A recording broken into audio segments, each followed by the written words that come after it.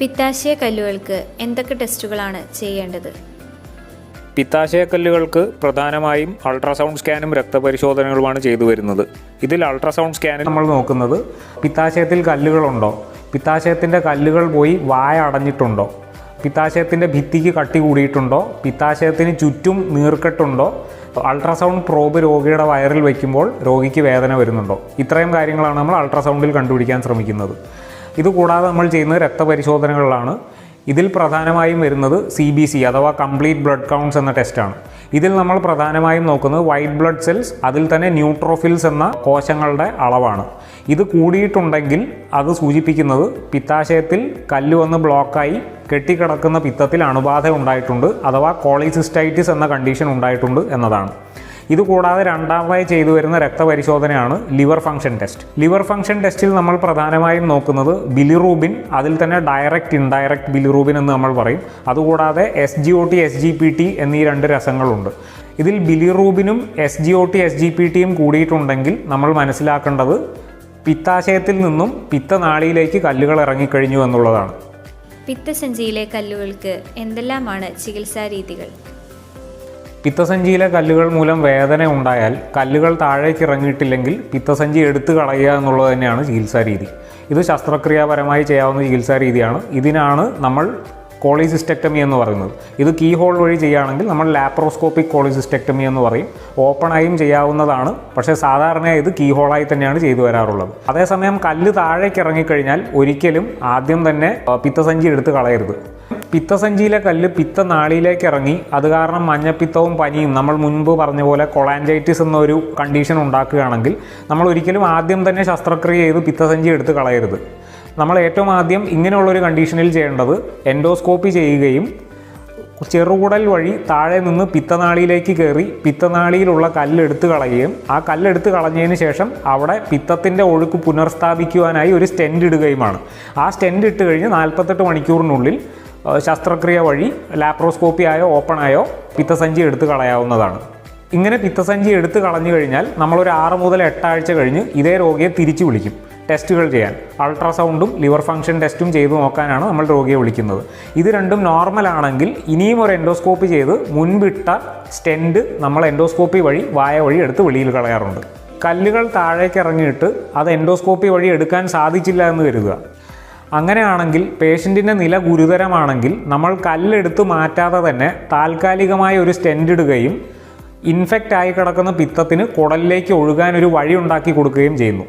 ഇങ്ങനെ സ്റ്റെൻഡ് ഇട്ട് കഴിഞ്ഞ് പേഷ്യൻറ്റിനെ ICUവിൽ കിടത്തി ഇംപ്രൂവ് ചെയ്തതിന് ശേഷം നമ്മൾ പേഷ്യൻറ്റിനെ ശസ്ത്രക്രിയയ്ക്ക് എടുക്കുന്നു. പക്ഷേ ഇങ്ങനെ ഒരു ശസ്ത്രക്രിയയിൽ നമ്മൾ ഒരിക്കലും പിത്തസഞ്ചിയെ മാത്രം എടുത്ത് കളയല്ല ചെയ്യുന്നത്. പിത്തസഞ്ചിയെ എടുത്ത് കളയുന്നതിനോട് കൂടി തന്നെ നമ്മൾ പിത്തനാളിയിലൊരു ഓപ്പണിംഗ് ഉണ്ടാക്കി പിത്തനാളിയിൽ കീഹോൾ വഴി കയറി ഉള്ളിൽ കയറി കല്ലുകൾ മുഴുവൻ എടുത്ത് കളഞ്ഞ് വാഷ് കൊടുത്ത് പിത്തനാളിയെ ക്ലോസ് ചെയ്തിട്ട് തിരിച്ചു വരാറുണ്ട്. അങ്ങനെ പിത്തനാളിയിലെ കല്ലിനെയും പിത്തസഞ്ചിയിലെ കല്ലിനെയും ഒരേ സർജറിയിൽ നമ്മൾ തീർക്കാറുണ്ട്. പിത്തസഞ്ചിയിലെ കല്ലുകൾ എടുത്തു കളയുന്ന ശസ്ത്രക്രിയാ രീതികൾ എന്തൊക്കെയാണ്? പിത്തസഞ്ചിയിലെ കല്ലുകൾ പ്രധാനമായും 2 തരത്തിലാണ് എടുത്തു കളയാറുള്ളത്. പിത്തസഞ്ചിയിലെ കല്ലുകളെയല്ല, പിത്തസഞ്ചിയാണ് എടുത്തു കളയാറുള്ളത്. കല്ലുകളെ മാത്രമായിട്ട് പിത്തസഞ്ചിയിൽ ഒരിക്കലും എടുത്തു കളയാറില്ല. എടുത്തു കളയുമ്പോൾ പിത്തസഞ്ചിയെ മുഴുവനായിട്ടും എടുത്തു കളയണം. പിത്തസഞ്ചി എടുത്തു കളയുന്നത് പ്രധാനമായും കീഹോളായും ഓപ്പണായുമാണ്. ഇതിൽ 99% ആളുകൾക്കും കീഹോളായി തന്നെയാണ് ഇക്കാലത്ത് പിത്തസഞ്ചി എടുത്തു കളയുന്നത്. ഓപ്പണായി പിത്തസഞ്ചി എടുത്തു വിടാനിടയാകുന്ന സാഹചര്യങ്ങൾ പ്രധാനമായും കീഹോളിൽ തുടങ്ങിയ ഒരു ശസ്ത്രക്രിയ കീഹോളിൽ മുഴുമിക്കാൻ പറ്റാതെ വരുമ്പോൾ സർജൻ തിരഞ്ഞെടുക്കുന്ന മറ്റൊരു ചികിത്സാ രീതിയാണ് ഓപ്പൺ സർജറി എന്ന് പറയുന്നത്. ഇതുകൂടാതെ മൂന്നാമതൊരു ചികിത്സാ രീതിയുള്ള സിൽസ് എന്ന് പറയും, സിംഗിൾ ഇൻസിഷൻ ലാപ്രോസ്കോപ്പിക് സർജറി. ഇത് കീഹോളിലും കുറച്ച് അഡ്വാൻസ്ഡ് ആയിട്ടുള്ളൊരു ചികിത്സാ രീതിയാണ്. ഇത് കീഹോൾ സർജറി അഥവാ ലാപ്രോസ്കോപ്പിക് കോളിസിസ്റ്റക്ടമിയിൽ നമ്മൾ 3-4 ചെറിയ ദ്വാരങ്ങൾ വഴി പിത്തസഞ്ചിയെ ഓപ്പറേറ്റ് ചെയ്ത് എടുത്തു കളയാറാണ് പതിവ്. അതേസമയം single incision laparoscopic surgery, SILS എന്ന് പറഞ്ഞാൽ നമ്മൾ പൊക്കിളിൽ ഒരു 1.5 സെൻറ്റിമീറ്റർ വലിപ്പമുള്ള ഒരു ദ്വാരത്തിൽ ആ ദ്വാരത്തിലൂടെ തന്നെ എല്ലാ ഇൻസ്ട്രുമെൻറ്റും ഇട്ട് പിത്തസഞ്ചിയെ ആ ദ്വാരത്തിലൂടെ തന്നെ എടുത്തു കളയുകയാണ് ചെയ്യാറുള്ളത്. ഇതിൻ്റെ ഒരു അഡ്വാൻറ്റേജ് എന്താണെന്ന് വെച്ചാൽ പൊക്കിളിന് താഴെ ഒരു 1.5 സെൻറ്റിമീറ്റർ വലിപ്പമുള്ള ദ്വാരം മാത്രമേ രോഗിക്ക് ഉണ്ടാവുകയുള്ളൂ, ബാക്കി ഒരിടത്തും ദ്വാരം ഉണ്ടാകുകയില്ല. ഇതിന് മെയിനായിട്ടൊരു കോസ്മെറ്റിക് അഡ്വാൻറ്റേജ്, ആ ഒരു പൊക്കിളിന് താഴെ ആളുകൾ നോട്ടീസ് ചെയ്യാത്തടത്തൊരു സ്കാർ മാത്രമാണ് രോഗിക്ക് ഉണ്ടാകുക, വേറൊരു സ്ഥലത്തും സ്കാറുകൾ ഉണ്ടാകാറില്ല. നമ്മൾ പാലനയിൽ സിൽസ് കോളിസിസ്റ്റെക്ടമി, അതായത് സിംഗിൾ ഇൻസിഷൻ ലാപ്രോസ്കോപ്പിക് സർജറി വഴി പിത്തസഞ്ചി എടുത്ത് കളയാറുണ്ട്. പിത്തസഞ്ചി നീക്കം ചെയ്താൽ രോഗിക്ക് ഭാവിയിൽ എന്തെങ്കിലും പ്രശ്നങ്ങൾ ഉണ്ടാകുമോ? ഞാൻ പറഞ്ഞതുപോലെ പിത്തത്തെ ശേഖരിച്ച് വയ്ക്കാനുള്ള ഒരു അവയവം മാത്രമാണ്. ലിവറിലാണ് പിത്തം ആക്ച്വലി പ്രൊഡ്യൂസ് ആകുന്നത്. പക്ഷേ ലിവറിൽ നിന്ന് വരുന്ന പിത്തത്തിന് വെള്ളത്തിൻ്റെ അളവ് ഭയങ്കര കൂടുതലാണ്. പിത്തസഞ്ചിയിൽ ഇത് ശേഖരിച്ച് വയ്ക്കുമ്പോൾ അതിൽ നിന്ന് വെള്ളം വലിച്ചെടുക്കപ്പെടുകയും അത് ഒരുപാട് കോൺസെൻട്രേറ്റഡ് ആയതായി മാറുന്നു. അപ്പോൾ പെട്ടെന്ന് നമ്മൾ ഈ പിത്തസഞ്ചി എടുത്തു കളയുമ്പോൾ കോൺസെൻട്രേറ്റഡ് ആയ വെള്ളമില്ലാത്ത കട്ടിയുള്ള പിത്തം കുടലിലേക്ക് വരാതിരിക്കുകയും അത് കാരണം ഭക്ഷണത്തിലുണ്ടാകുന്ന എണ്ണയെ പൂർണ്ണമായും ദഹിപ്പിക്കാൻ കഴിയാതെ വരികയും ചെയ്യുന്നു. കാരണം പിത്തസഞ്ചി ഇല്ലാതെ വരുമ്പോൾ ലിവറിൽ നിന്നും പ്രൊഡ്യൂസ് ചെയ്യുന്ന വെള്ളം കൂടുതലുള്ള ഡൈല്യൂട്ടായ പിത്തമാണ് പ്രധാനമായും ചെറുകുടലിലെത്തുക. ഇങ്ങനെ പിത്തസഞ്ചി എടുക്കപ്പെട്ട ഒരു രോഗി ആദ്യത്തെ ഒരു 4 ആഴ്ച, ശസ്ത്രക്രിയ കഴിഞ്ഞ ഉടനെ ആദ്യത്തെ 4 ആഴ്ച എണ്ണമയമുള്ള എന്തെങ്കിലും ഒരു കാര്യം, അധികം എണ്ണമയമുള്ള എന്തെങ്കിലും ഒരു കാര്യം കഴിച്ചു കഴിഞ്ഞാൽ ഈ എണ്ണ ഡൈല്യൂട്ടായ പിത്തത്തിന് ദഹിപ്പിക്കാൻ പറ്റുന്നതിലും അപ്പുറമായിരിക്കും. അങ്ങനെ വരുമ്പോൾ ഈ എണ്ണ ദഹിപ്പിക്കപ്പെടാതെ മലത്തിൽ തന്നെ വെളിയിൽ പോകാനിടയാകുകയും രോഗിക്ക് അത് ലൂസ് മോഷൻസായി ഫീൽ ചെയ്യുകയും ചെയ്യാറുണ്ട്. പക്ഷേ 4 ആഴ്ചയ്ക്കുള്ളിൽ ലിവറിന് തന്നെ ഫീഡ്ബാക്ക് പോകുന്നൊരു പ്രതിഭാസം നമ്മൾ കാണാറുണ്ട്. അതായത് ലിവറിന് തന്നെ മനസ്സിലാവും ഇവിടെ പിത്തസഞ്ചി ഇല്ല, അത് കാരണം കട്ടി കൂടിയ പിത്തം കുടലിലേക്ക് എത്തുന്നില്ല എന്നൊരു ഫീഡ്ബാക്ക് ലിവറിന് കിട്ടിക്കഴിഞ്ഞാൽ ലിവറിൽ നിന്ന് തന്നെ ഉള്ള പിത്തത്തിൻ്റെ പ്രൊഡക്ഷൻ സ്ലോ ആയി മാറുകയും ആ ഒരു പ്രോസസ്സിൽ ലിവറിൽ നിന്ന് താഴേക്ക് ഇറങ്ങുന്ന പിത്തം കുറച്ചുകൂടി കട്ടി കൂടിയതായി മാറുകയും ചെയ്യുന്നു 4 ആഴ്ച കഴിയുമ്പോൾ. അതുമൂലം 4 ആഴ്ച കഴിയുമ്പോൾ രോഗിക്ക് എണ്ണമയമുള്ള കാര്യങ്ങൾ യൂഷ്വലി എടുക്കാൻ കഴിയാറുണ്ട്. ചിലർക്ക് പിത്തസഞ്ചി എടുത്ത് കളഞ്ഞു കഴിഞ്ഞിട്ട് ചെറിയ തോതിൽ ഒരു 1-2% ആളുകൾക്ക് ലൂസ് മോഷൻസ് എന്നിങ്ങനെയുള്ള ചെറിയ രീതിയിലുള്ള സൈഡ് ഇഫക്ട്സ് പറയാറുണ്ട്. പക്ഷേ അതൊന്നും അധികകാലം നിലനിൽക്കാറില്ല. അല്ലാതെ ഗുരുതരമായ സൈഡ് ഇഫക്ട്സ് ഒന്നും പിത്തസഞ്ചി എടുത്ത് കളഞ്ഞത് മൂലം ഒരു രോഗിക്കും ഇതുവരെ ഒരു പഠനവും കണ്ടുപിടിച്ചിട്ടില്ല. ഇന്ന് നമ്മൾ സംസാരിച്ചത് പിത്തസഞ്ചിയിലെ കല്ലുകളെ കുറിച്ചാണ്.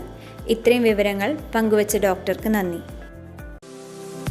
ഇന്നത്തെ ചർച്ചയിൽ നിന്നുള്ള സന്ദേശം: പിത്തസഞ്ചിയിൽ കല്ലുകൾ മൂലം രോഗലക്ഷണങ്ങൾ വരാനുള്ള സാധ്യത 2-3%.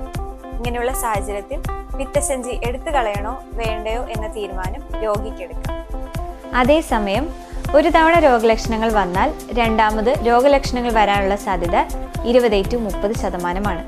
ഇത് അപകടകരമായ ഒരു സാധ്യതയായതിനാൽ ഒരു തവണ പനി, വേദന, ഛർദി, മഞ്ഞപ്പിത്തം എന്നിവയുണ്ടായാൽ പിത്തസഞ്ചി എടുത്തു കളയുകയാണ് സുരക്ഷിതം. പിത്തസഞ്ചി നീക്കം ചെയ്യാൻ നിലവിൽ കീഹോൾ അല്ലെങ്കിൽ താക്കോൽദ്വാര ശസ്ത്രക്രിയയാണ് ഏറ്റവും കൂടുതലായി ചെയ്തു വരുന്നത്.